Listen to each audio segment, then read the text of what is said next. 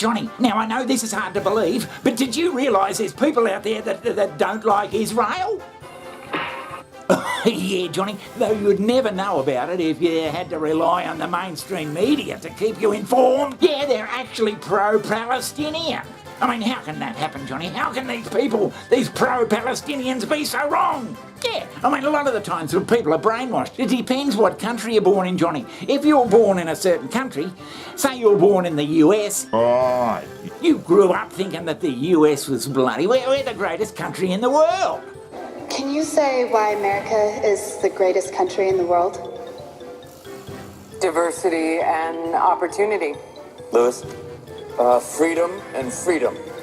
We have seen celebrations in support of this Hamas terrorism around the world, including right here at home. In New York City, a rally was held yesterday with participants chanting, "From the river to the sea, Palestine will be free." Take a listen. From the river to the sea. From the river to the sea. Palestine will be free. Palestine will be free. Palestine. All right, that's enough of that. They held signs stating when people are occupied, resistance is justified, and, quote, end all U.S. aid to apartheid Israel, and violence, quote, by any means necessary. These are Americans. These are Americans sitting out there in Times Square. Johnny, if you were born a Palestinian, then you believe that you've been bloody repressed and murdered and shoved around by Israel for 80 years. Well, Johnny, there can't be anything much happening over with the Palestinians because we'd be hearing about it. Our media would be telling us about the Palestinian bloody plight. That's their world. We just don't think about that world because we're not in that world. But people have been in that world since the beginning of time. What they've done with us is they've sheltered us in such a way and then censored all the mainstream media in such a way that they completely control the narrative of how you think about what can and cannot happen in the world and why these things are happening. And we're seeing that right now. We're seeing that like in your face where you're like, what? This dehumanization of Palestinians has got to end and stop immediately, especially that lives are being lost, and this is very tragic. I will not indulge in this. 2 million people in Gaza have been taken hostage by Israel for the last 16 years. You believe that you were bloody discriminated against, hit upon by the Israelis and the Americans, and you hate them all? Israel is at war. We didn't want this war. It was forced upon us in the most brutal and savage way. People haven't been getting the right information yet. This violence is most certainly the weakness of Israel in overcompensating for its own failures within even its own borders. Right, yeah. I mean, you got this sort of stuff coming from the US bloody media.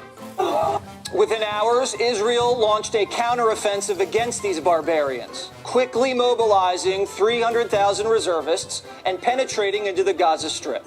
And you get this stuff coming from the Palestinian point of view. Our people have endured one deadly year after another.